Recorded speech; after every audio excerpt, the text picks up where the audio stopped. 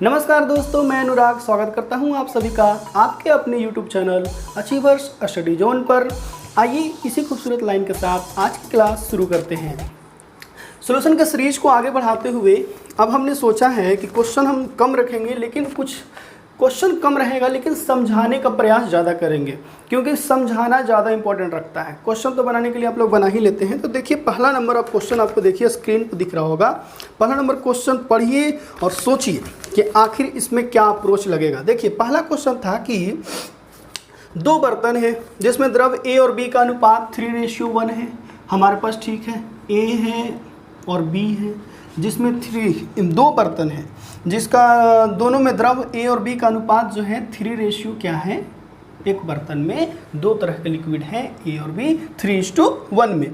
यदि अब ये क्या है, अब कह रहा है कि इसमें से 15 लीटर मिश्रण निकाल लिया जाए। तो जब भी मिश्रण निकाला जाता है, मान लेते हैं कि ये ग्लास है।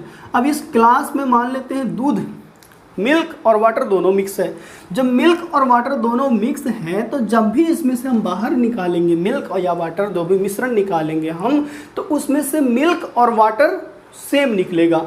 और उस केस में जो बचेगा हमारा, जो रिमेनिंग जो बच जाएगा पार्ट, उसमें भी मान लेते हैं इसमें मिल्क और वाटर 3:2 में था, तो जब निकलेगा और इसमें मान लेते हैं 50 लीटर था, तो ये वाला कितना होगा 30 लीटर, ये वाला कितना होगा 20 लीटर।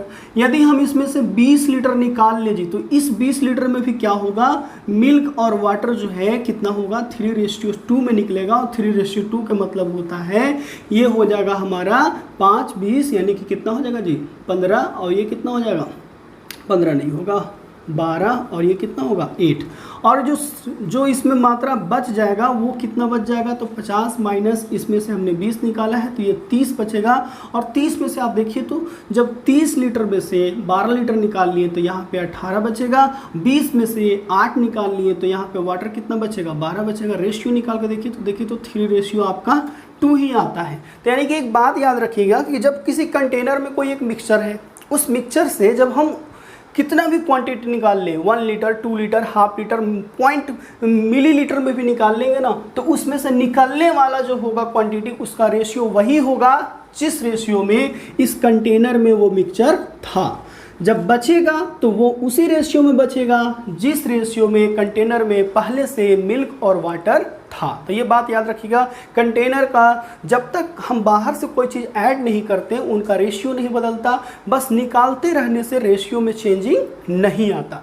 तो यही बात यहाँ पे अब कह रहा है। मान लेते हैं यहाँ पे कोई भी हमको क्या था, m लीटर का ये मिश्रण था, ठीक है, m लीटर का था।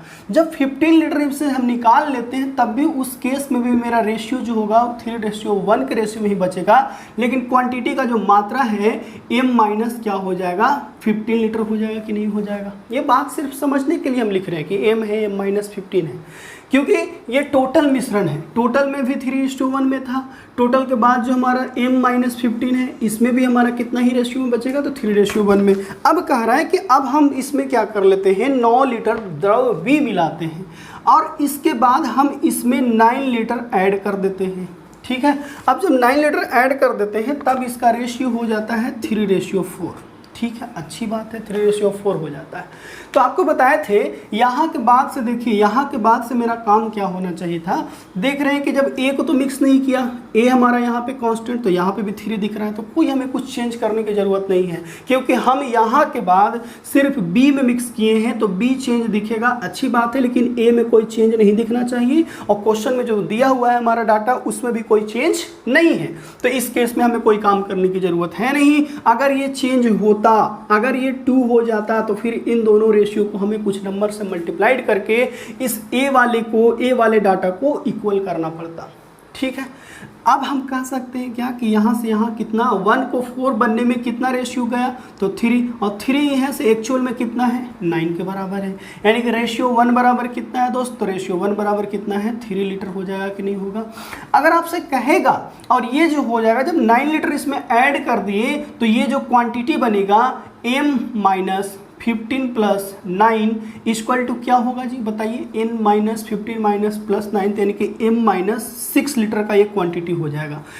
शुरुआती दौर में जो था, शुरुआती, इसको मिटा देते हैं, देखिए शुरुआती दौर में हमारा m लीटर का मिश्रण था, 15 लीटर हम दोनों निकाल लेते हैं, 15 लीटर का मिश्रण निकालते हैं, फिर हम 9 लीटर ऐड करते हैं, तो जब m-15 है 9 ऐड होगा तो फिर भी तो m-6 बचेगा, यानी कि हमारा अभी भी टोटल क्वांटिटी का ये नहीं है, टोटल क्वांटिटी m था, अभी जो हमारा इसमें है वो m-6 है। आपसे पूछा था कि बताइए शुरुआती हमारा जो था उसमें a कितना था, ए कितना था। तो सबसे पहले ए निकालने के लिए हमें निकालना पड़ेगा एम का वैल्यू का। आखिर एम का वैल्यू क्या है, जब एम का वैल्यू होगा तो एम को वैल्यू को हम कंपेयर कर सकते हैं 3:1 से। जब एम नहीं पता होगा तो कैसे निकालिएगा, तो एम निकालने के लिए सबसे पहले अब हम यहाँ पे कह सकते हैं क्या कि m-6 है, 4 3 कितना है ये, तो 4 3 बराबर यानी कि रेशियो कितना है ये 7, ये 7 बराबर कितना होगा जी, तो 7 बराबर हो जाएगा 21 लीटर, और ये 21 किसके बराबर है, m-6 का, यानी कि m बराबर क्या आ जाएगा, तो m बराबर आ जाएगा 27 लीटर आ जाएगा कि नहीं आ जाएगा, यानी कि मेरे शुरुआती टाइम में जो क्वांटिटी था वो 27 लीटर था, यानी कि हम यहाँ पे लिख सकते हैं ये 27 है। तो अब 27 को कंपेयर करना है, तो यानी कि 3 1 4 4 इक्वल टू 27, तो 3 इक्वल टू क्या होगा, तो a का मात्रा आपको निकालना है, तो 27 गुना 3 बटा क्या आ जाएगा, 4 आ जाएगा। यही आपका क्या होगा, आंसर होगा। और इसका अगर आप कंपेयर करेंगे तो देखिए यहाँ से मान लेते हैं ये कितना बार में लगेगा, बताइए, ये 7 बार में, तो अगर 7 बार में लगाएंगे तो 7 कितना, अगर ये 7 बार में लगा तो 28 होता, तो यहाँ पे क्या आता 7, तो 7 21 से तो जब भी कोई वैल्यू होगा छोटा ही होगा। अब ऑप्शन देख लीजिए कि किससे वैल्यू कौन छोटा है, तो 20 - 25। तो पूरा कैलकुलेशन करने की जरूरत नहीं है, आप अप्रॉक्स सोच लीजिए। जैसे कि यहाँ पे हम देख ले रहे थे कि यहाँ पे या तो डिजिटल सम लगा सकते हैं, यहाँ पे डिजिटल सम भी लगा दीजिए। अगर गुना करने में प्रॉब्लम होता हो, एग्जाम में ओबियसली होता है, छोटा मोटा गुना करने में भी बहुत प्रॉब्लम होता है एग्जाम में, तो हम क्या कर लेंगे, कुछ समय के लिए मान लिए 28 है, 28 है, क्यों मान लिए, क्योंकि ये 4 से कटेगा, 28 होगा तो ये क्या होगा, तो ये 7 टाइम्स में जाएगा, तो 7 टाइम्स को 3 से गुना करेंगे तो 21 आएगा। लेकिन वैल्यू जो होगा, जब हम 28 बड़ा मानते हैं तब हमारा आता है 21, तो कहीं ना कहीं 21 से छोटा वैल्यू होगा, तो 20.25 ही हमारा ऑप्शन में क्लियर दिख रहा है, वही हमारा क्या हो जाएगा, आंसर हो जाएगा। सिंपल सा सवाल था लेकिन बहुत बेसिक है, बहुत सारे लोग इसमें फंस भी जाते हैं, तो आपको इस सिंपल यही ध्यान देना था कि शुरुआती में हमारा m लीटर का मिश्रण था, जब हम 15 निकाल लिए तो भी रेशियो हमारा 3:1 ही रहेगा, m माइनस क्या होगा 15 होगा। फिर उसमें हम क्या कर देंगे, ऐड कर देते हैं जब 9 लीटर, तब हमारा टोटल क्वांटिटी m-6 बचेगा, और यहाँ से हम कंपेयर करके 21 बराबर निकाल लेंगे। फिर हमारा m बराबर आ जाएगा, अब m को जब ऐसे ही वैल्यू आ जाएगा तो a से कंपेयर कर देंगे। इसका तरीका एक और भी है, लेकिन ये जो है बहुत स्पष्ट तरीका है, वो अच्छा तरीका है। अगर आप इसको समझ जाइएगा ना तो बहुत जल्दी कर लीजिएगा, इतना लिखने और समझने की ज़रूरत नहीं होता है। एग्जाम में क्या आप सीखने नहीं जाते हैं, एग्जाम में आप बनाने जाते हैं, तो आपको घर पर ही इतना अच्छा प्रैक्टिस कर लेना है कि ये सब चीज़ें वहाँ सोचने की ज़रूरत ही नहीं पड़े कि ये ऐसे बनेगा ऐसे बनेगा, बस क्वेश्चन है और फटाफट मेरा पेन चलना शुरू, ये काम होना चाहिए, ठीक है। आइए क्वेश्चन नंबर आते हैं। देखिए एक और है जो क्वेश्चन नंबर 2, देखिए ये क्वेश्चन नंबर 2 कह रहा है कि 14 कोस स्क्वायर थीटा, ठीक है, plus 29 sine theta equal to क्या है, तो 26 है, ये दिख रहा है क्वेश्चन ना। और यहाँ पे आपको पूछा है कि बताइए tan थीटा बराबर क्या होगा। तो कुछ लोग, अब ऑप्शन एप्पल को देख लीजिए 4/√35 है, ऑप्शन बी को आप देख लीजिए 3 कितना है, √31 है, 4 बराबर 3 में क्या है, तो 5 क्या है, तो √33 है, और ये 4 में आपका ऑप्शन है 4√33 है। तो यानी कि ये सब कहीं ना कहीं p बाई क्या है, b है, p बाई क्या है, b है, p बाई क्या है, p बाई b ही ना दिया हुआ है जी, p बाई b दिया हुआ है। अगर हम इसको ऐसे ही एजम्पशन पावर को अगर इंक्रीज करना पड़ेगा, ऐसे क्वेश्चन को हम तो डायरेक्टली कभी कभी सोच लेते हैं, हम tan थीटा का कोई ऐसा वैल्यू रखने की कोशिश करते हैं, क्योंकि जो रूट में ना हो, रूट में होगा तो फिर ये एक्चुअल में हमारा रियल वैल्यू ये इंटीजर में नहीं दे पाएगा आंसर, तो ऐसा तो कुछ होगा नहीं। तो फिर एक पहला तरीका तो ये होगा कि पहला तरीका आप क्या कर लीजिए कि इसको क्वाड्रेटिक की इक्वेशन में ले जाइए, तो इसको साइन में चेंज करेंगे, तो ये 14 प्लस क्या आ जाएगा, 14 प्लस क्या आ जाएगा, तो 14 माइनस क्या आ जाएगा, 14 sine square theta plus 29 sine theta -26 बराबर क्या आएगा 0। यहाँ से आप इक्वेशन को क्वाड्रेटिक इक्वेशन बना कर सॉल्व कीजिए, लंबा जाएगा, टाइम फालतू में ख़राब होगा। इससे ज़्यादा अच्छा है कि आप इस चीज़ को, हमें एग्ज़ाम में नंबर ही तो लाना है, हमें कोई सीखने तो गए नहीं है एग्ज़ाम में, बस सही मार्क किए वही हमारा सही आंसर दे के जाएगा, नंबर दे के जाएगा। तो अगर हम इसको ऑप्शन से अप्रोच करने का कोशिश करें तो वही हमारा सबसे बेस्ट तरीका होगा इस क्वेश्चन को ऑप्शन से करने के लिए।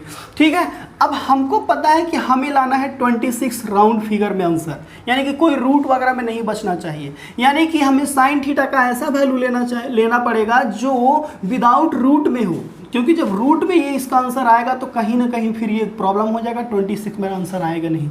यानी कि कहीं ना कहीं इस बात से हमें यह स्पष्टता मिला, ये हमको कंफर्मेशन मिला कि साइन थीटा में P/H का वैल्यू जो होना चाहिए, P/H होना चाहिए, P/H होना चाहिए, वो क्या होना चाहिए, इंटीजर में होना चाहिए, कि राउंड फिगर में होना चाहिए, अंडर रूट में नहीं होना चाहिए, रैशनल नंबर होना चाहिए। तो अब हम देख लेते हैं, अगर ये 35 को हम यहाँ देख लेते हैं कौन सा ऐसा वैल्यू है जिसमें H भी हमारा क्या बन रहा है, इंटीजर में बन रहा हो, रूट में ना जा रहा हो, क्योंकि जब H रूट में बन जाएगा तो फिर ये कट नहीं पाएगा, फिर 26 आ नहीं पाएगा। तो यहाँ पे चर्चों का 16 होता है, 4 का होल स्क्वायर, H बराबर क्या होता है, P² + B² अंडर रूट, तो 16 और 35 अगर ऐड करेंगे तो ये आ जाएगा कितना, तो 51, ये तो बनेगा नहीं।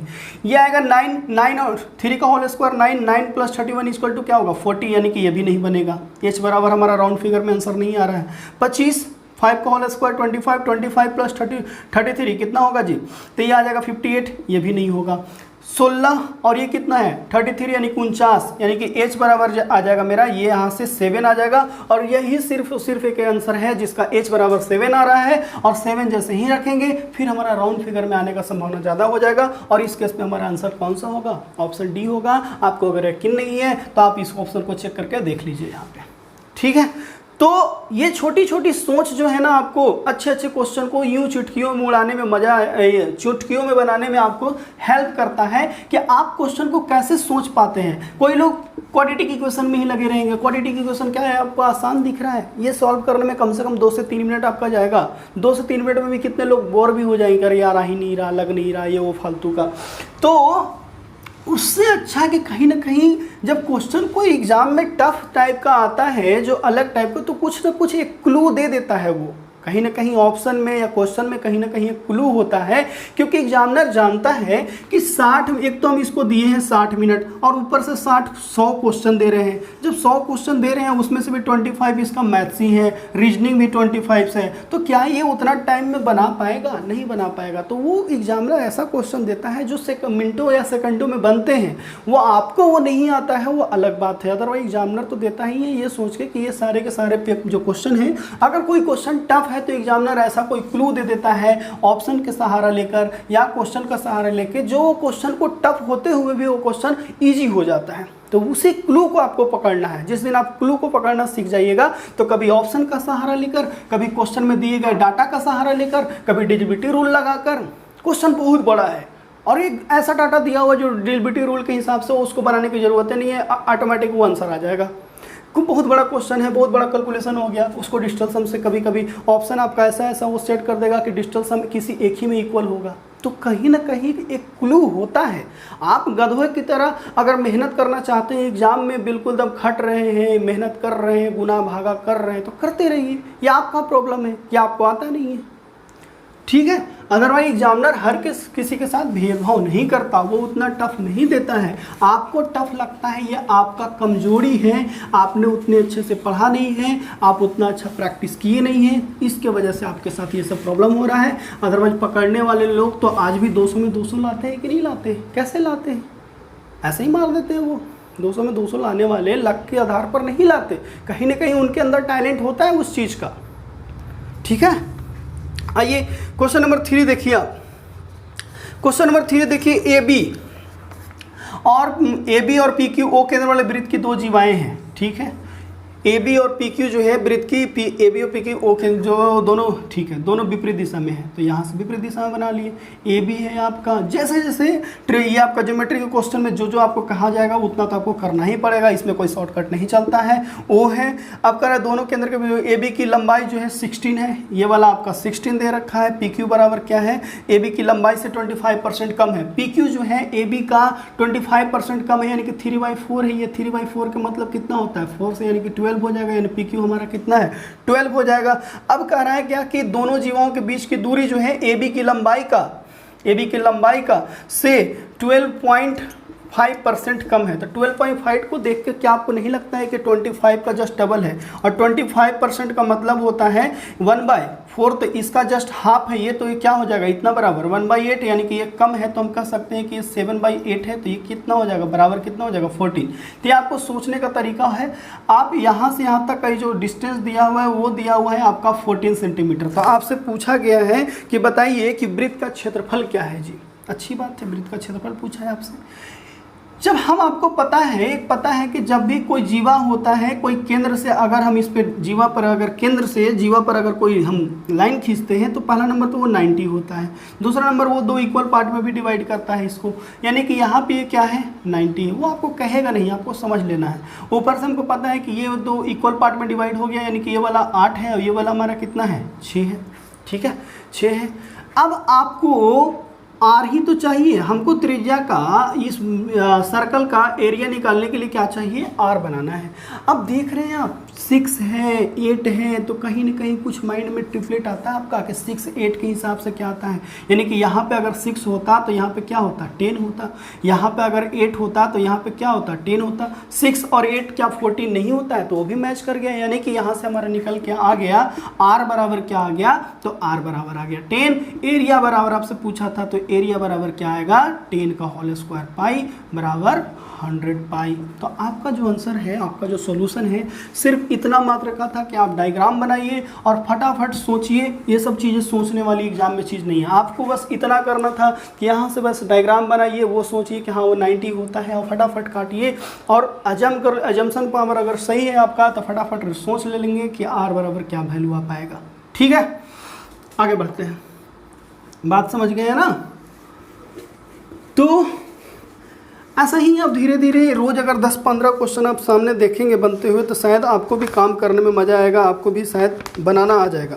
अब देखिए ऐसा ही एक और है, ज्योमेट्री का ही क्वेश्चन कह रहा है कि ए बी केंद्र ओ वाले, ठीक है, ए बी केंद्र ओ वाले वृत्त का व्यास है। अच्छी बात है, जो कहेगा वही हम करेंगे, ज्योमेट्री में कोई शॉर्टकट नहीं होता दोस्त, आपको थ्योरम जानना ही पड़ेगा। वृत्त के केंद्र वृत्त के बिंदु सी पर खींची गई स्पर्श रेखा ए बी को आगे बढ़ाने पर क्यू पर काटता है। ठीक है, ए बी को हम आगे बढ़ाएं जो क्यू पर खींचता है, एक हम यहाँ से स्पर्श रेखा यहाँ से टेंजेंट खींचते हैं तो क्या है सी पर, सी बिंदु पर एक तो टेंजेंट है और वो आगे जाके क्यू पर मिलता है। ठीक है, यदि सी ए बी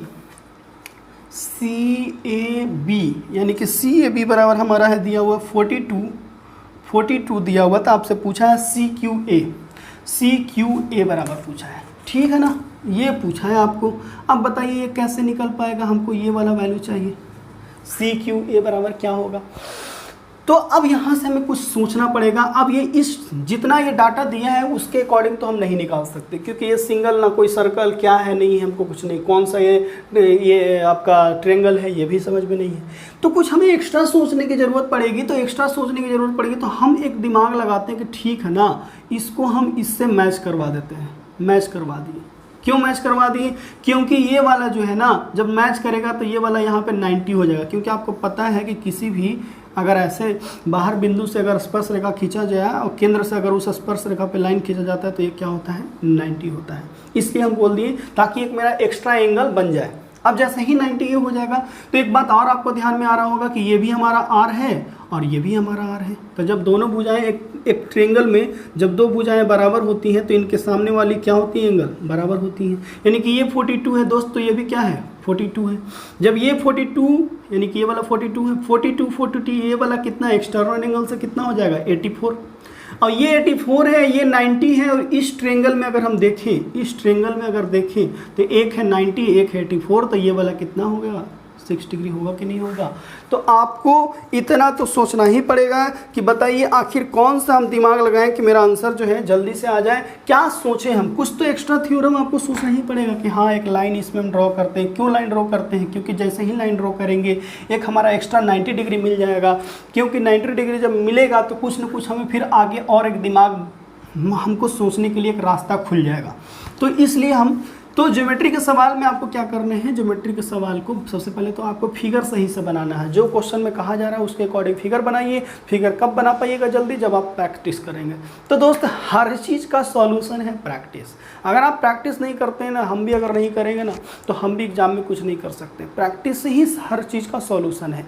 तो प्रैक्टिस दबा के कीजिए, तभी आपका हर चीज़ सॉल्यूशन, सारा आपका प्रॉब्लम समाप्त हो सकता है। और प्रैक्टिस के लिए चाहिए टाइम, और टाइम तो आपके पास आजकल बहुत है। अब देखिए क्वेश्चन नंबर, और भी जो भी कुछ नंबर है उससे मतलब मत रखिए। देखिए क्वेश्चन x बराबर जो आपको दिया हुआ है √3/2 दिया हुआ है। आपसे पूछा क्या है कि √1 + x प्लस √1 - x = क्या होगा। तो सबसे पहले अगर ये निकालना है, हमें ये निकालना है ये वाला चीज़, तो सबसे पहले इस फॉर्मेट में हमको इसको बदलना पड़ेगा। यानी कि हम इसको लिख सकते हैं 1 + x = क्या होगा, 1 + √3/2। ठीक है, तो √3 तो लिख दिया। अभी हम इसको करेंगे तो 2 + क्या आएगा, √3 बटा कितना आएगा 2 बराबर कितना आएगा 1 +। अब इसके अंडर रूट, हमको इसको अंडर रूट में ले जाना है, यानी कि इसको स्क्वायर के फॉर्म में बनाना पड़ेगा। स्क्वायर को फॉर्म में बनाने के लिए हमारा ये फॉर्म को जैसे ही देखते हुए आपको इतना प्रैक्टिस होना चाहिए कि ये अंडर रूट स्क्वायर के फॉर्म में तभी बनेगा जब यहाँ पे 4 और 2√2 होता है। मान लेते हैं कि ऊपर नीचे हम 2 से गुना कर दें 2/2 से, तो कोई दिक्कत नहीं होगा। लेकिन ये हो जाएगा 4 2 √3 बटा कितना हो जाएगा 4। लिख सकते हैं इस चीज़ को ऐसे ना, ऐसा लिख सकते हैं, कोई दिक्कत नहीं होगा, क्योंकि 2/2 से गुना करने से कोई प्रॉब्लम नहीं होता है। हमने इसको क्यों गुना किया, क्योंकि इसको अब लिखना स्क्वायर के फॉर्म में बड़ा आसान हो गया, क्योंकि ये √3 + 1 का होल स्क्वायर है बटा कितना का होल स्क्वायर है 2 का होल स्क्वायर है।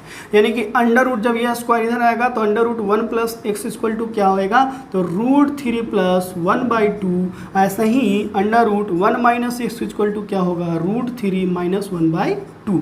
अब बस इसी को तो ऐड करना था। जब ऐड करने के लिए यहाँ पे लिखेंगे तो अब देखिए तो क्या पूरा लिखना है, √3 + 1/2 बटा √3 - 1/2।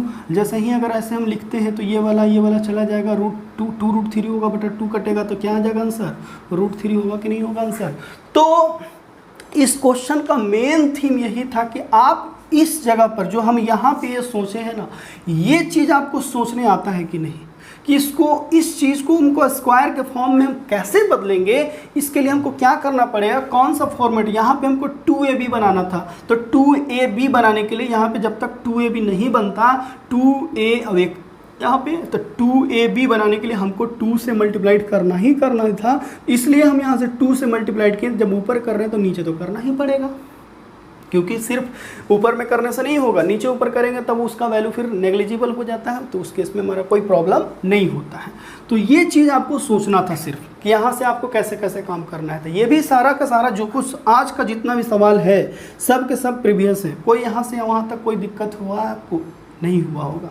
सिंपल सा सवाल था, बस आपको ये वाला स्टेप आपको सोचना था। ये स्टेप अगर आप सोच लेते हैं तो फिर कोई दिक्कत ही नहीं है।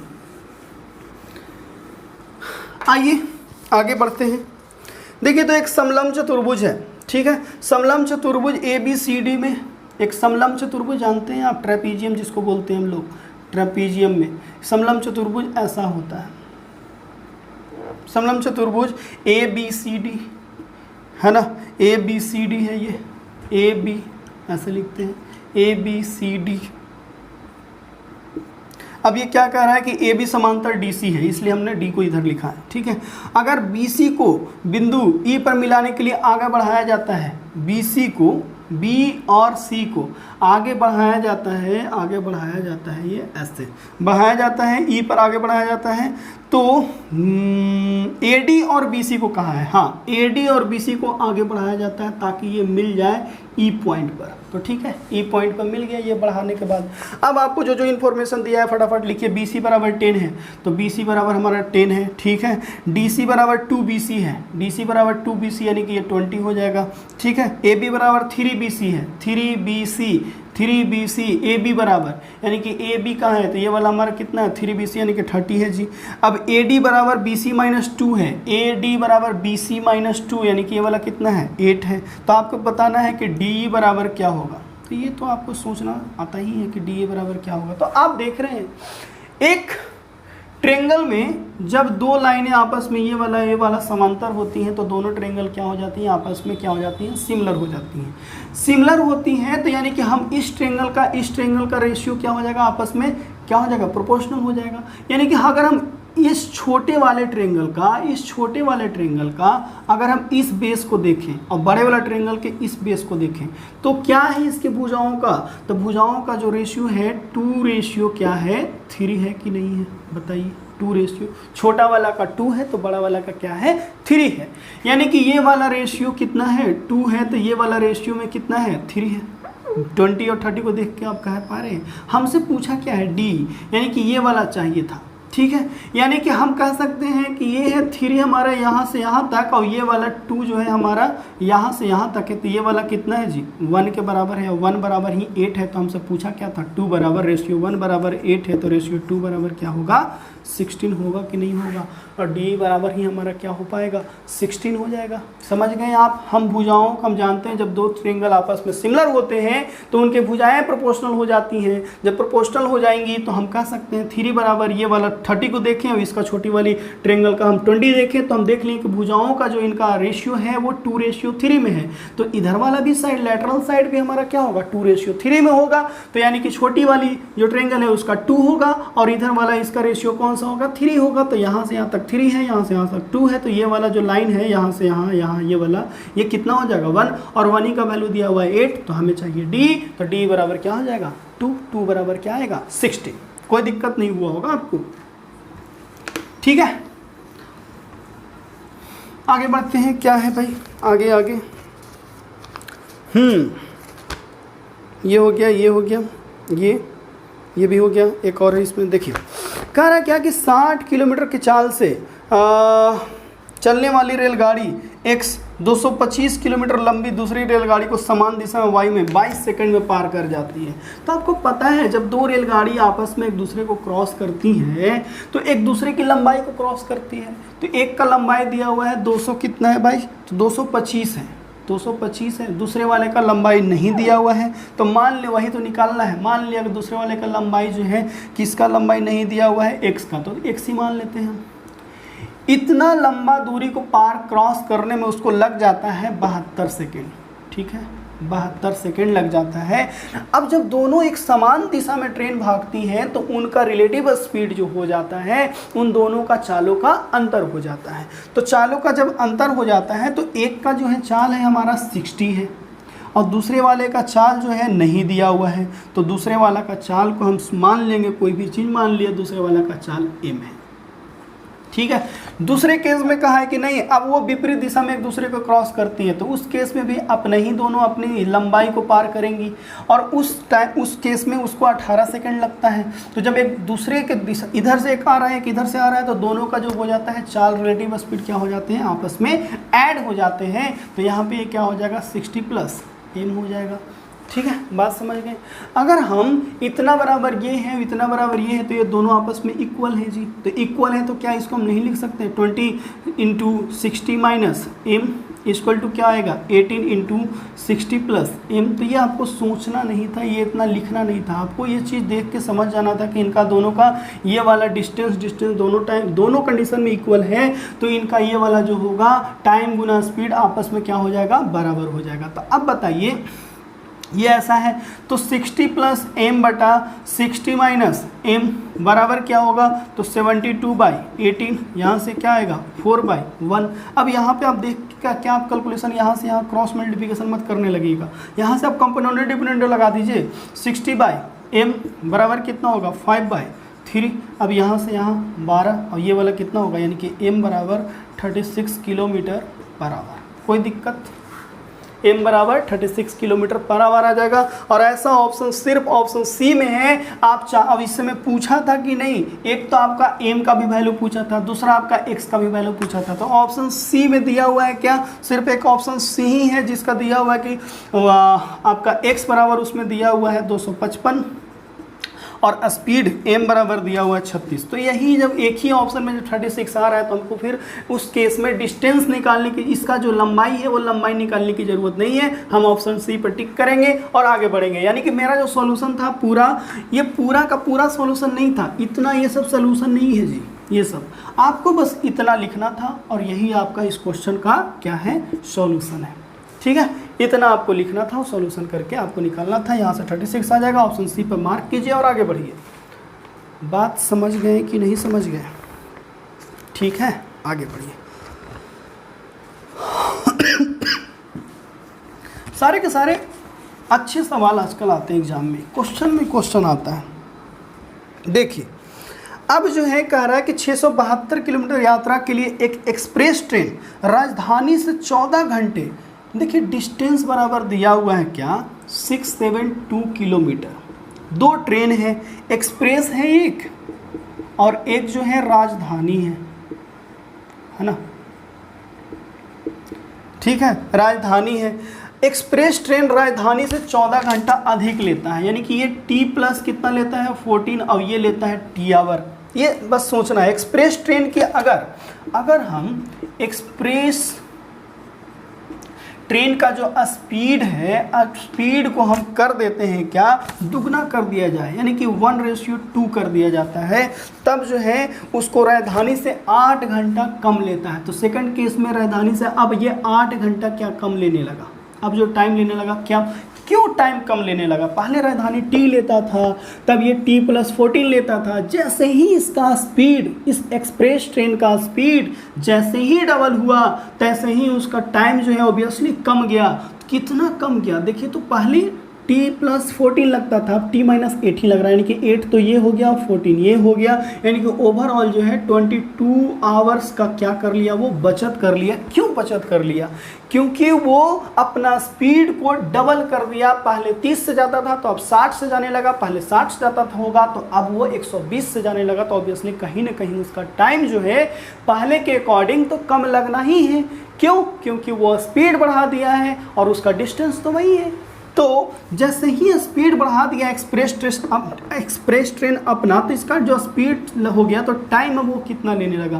तो टाइम पहले जस्ट अगर डिस्टेंस इक्वल होता है तो क्या हो जाता है, टाइम या फिर स्पीड एक दूसरे के रिवर्स हो जाते हैं, यानी कि ये 2:1 में लेने लगा। यानी कि पहले एक्सप्रेस ट्रेन 2 घंटा किसी दूरी को तय करने में लेता था, तो अब जो है 1 आवर लेने लगा। यानी कि कितने का डिफरेंस आ गया, तो 1, और यही 1 का हम कह सकते हैं कि ये इसके बराबर है। तो 1 बराबर क्या होगा, 22 आवर्स, यानी कि इतना बराबर क्या आ जाएगा, तो 44 आवर्स।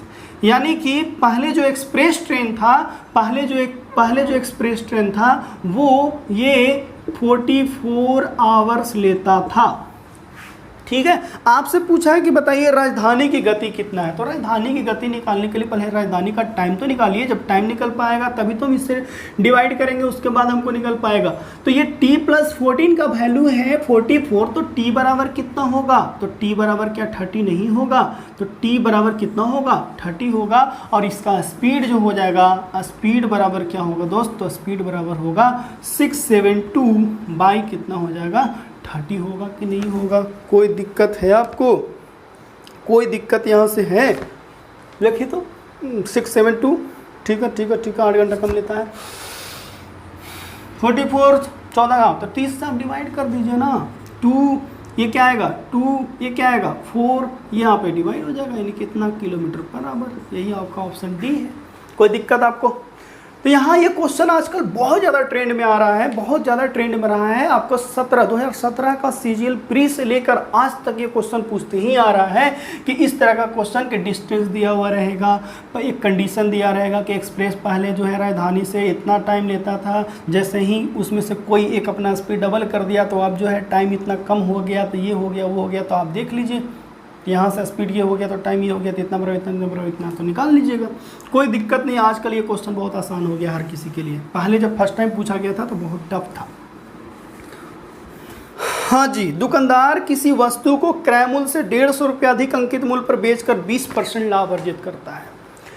हम सीपी से 150 रुपया अधिक मूल्य, उस पर अधिक मूल्य पर बेचकर हम 20% लाभ कमाते हैं। इसका मतलब हम कह सकते हैं कि 20% का मतलब ही है कितना भाई, तो 150। हम कहेंगे कि देखो ना, एक वस्तु को हम 150 रुपये अधिक मूल्य पर बेचकर हम 20% लाभ कमा लिए, तो क्या हम नहीं कह सकते कि जो आपका 150 रुपया वही तो 20% है, यानी कि 20% इक्वल टू क्या है, 150 रुपया है।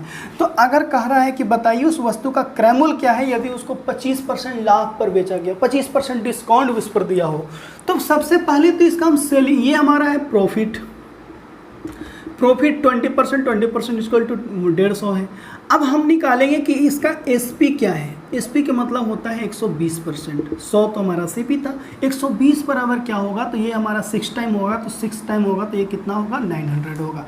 यानी कि इसको अब सीपी भी निकाल सकते थे यहाँ से, ठीक है, 100 बराबर निकाल लेते तो, लेकिन हमको पूछा था, हमको तो निकालना है एमपी, तो एमपी निकालने के लिए सबसे पहले तो हम उसका सेलिंग प्राइस निकालेंगे कि सेलिंग प्राइस मेरा क्या होगा, तो 900 होगा। 900 होगा तभी हम उसको क्या पाएंगे, 150 अधिक में बेचे हैं, तो उस केस में हमारा जो एसपी हो जाएगा 900 हो जाएगा। हमें पूछा है एमपी कि नहीं 900 में तो बेचे हैं, लेकिन इसका दाम इतना आप रख दीजिए कि हमको 25% डिस्काउंट देने के बाद हमको 900 मिल जाना चाहिए, क्योंकि 900 में बेचेंगे तभी जाके हमको 150 रुपये अधिक मिल पाएगा, ठीक है।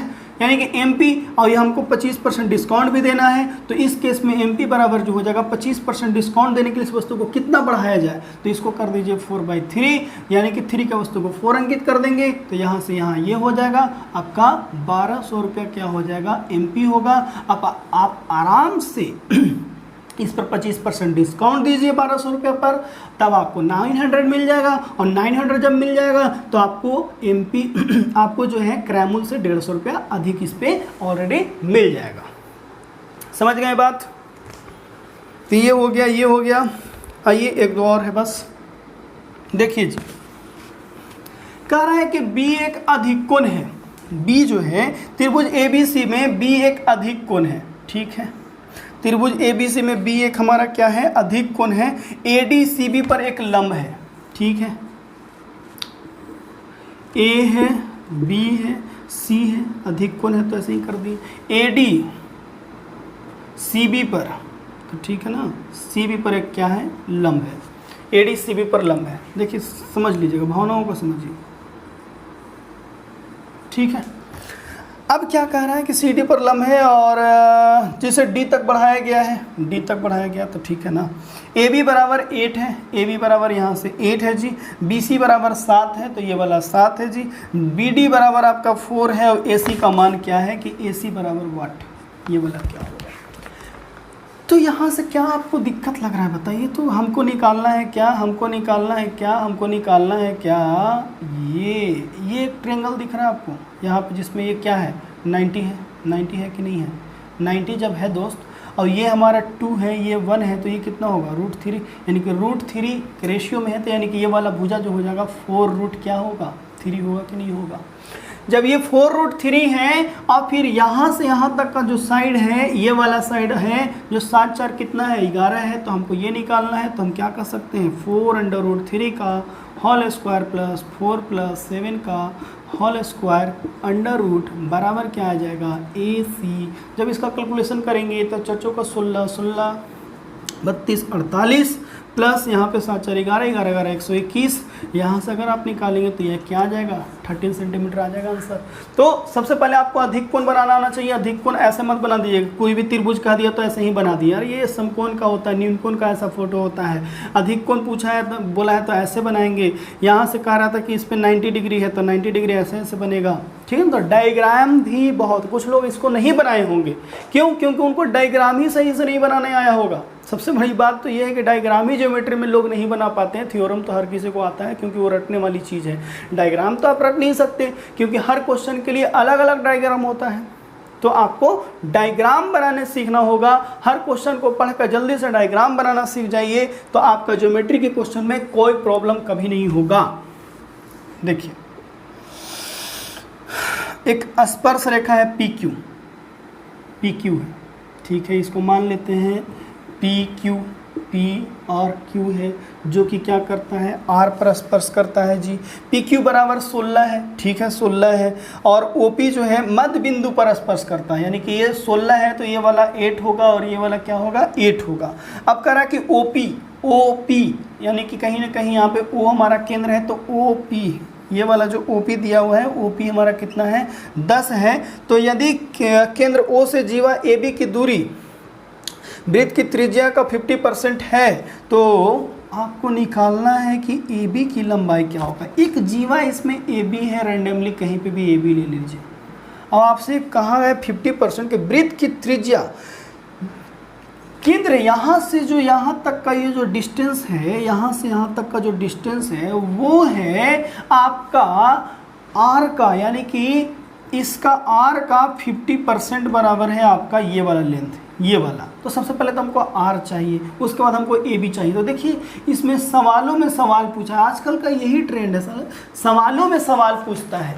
तो अब हमको यहाँ से एक बात समझ में आ रहा है कि अगर हमको R चाहिए तो ये वाला लेंथ चाहिए होगा और ये वाला लेंथ चाहिए। ये स्पर्श रेखा है तो यहाँ पे 90 है, जब ये 8 है तो ये 10 है, तो ये वाला यहाँ से R कितना हो जाएगा 6 हो जाएगा। तो जैसे ही R 6 होगा तो ये वाला इसका 50% है तो ये कितना होगा जी 3 होगा। जैसे ही 3 होगा तो यहाँ से यहाँ तक का ये भी तो हमारा R है तो ये कितना है 6 है।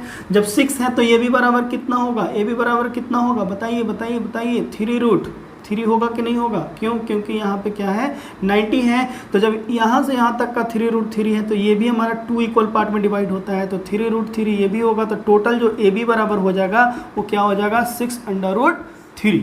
बात समझ गए ना आप, 6√3। तो देखिए आजकल के जो एग्ज़ाम हैं उसमें देखिए तो ये सवाल पहले जो होता था ये पहले सीधा आपको यही पूछता, इतना तक सवाल देके ख़त्म कर देता कि बताइए इसका R बराबर क्या है। पहले के 2016 तक के सवाल में यही आते थे कि आपको एक स्पर्श रेखा, ये इतना दे दिया कि एक स्पर्श रेखा है यहाँ पे मध्य बिंदु पर टच करता, वह बहुत बड़ा काफ़ी है। लेकिन यहाँ आपको ये नहीं कहा, आप तो बोला एक और कि ये इसका 50% है, एक और जीवा आप अज्यूम कीजिए AB, उस पर एक लंब डालिए वो केंद्र से, वो जो केंद्र से लंब जो डाला गया है उसका जो लेंथ है वो R का 50% है। तो ये जो हो गया सवालों में सवाल हो गया। तो हम हमेशा से कहते आए हैं दोस्त कि आपको सिर्फ एग्जाम में 200 को 100 क्वेश्चन बनाने हैं, ये सोच के तो कभी मत जाइए।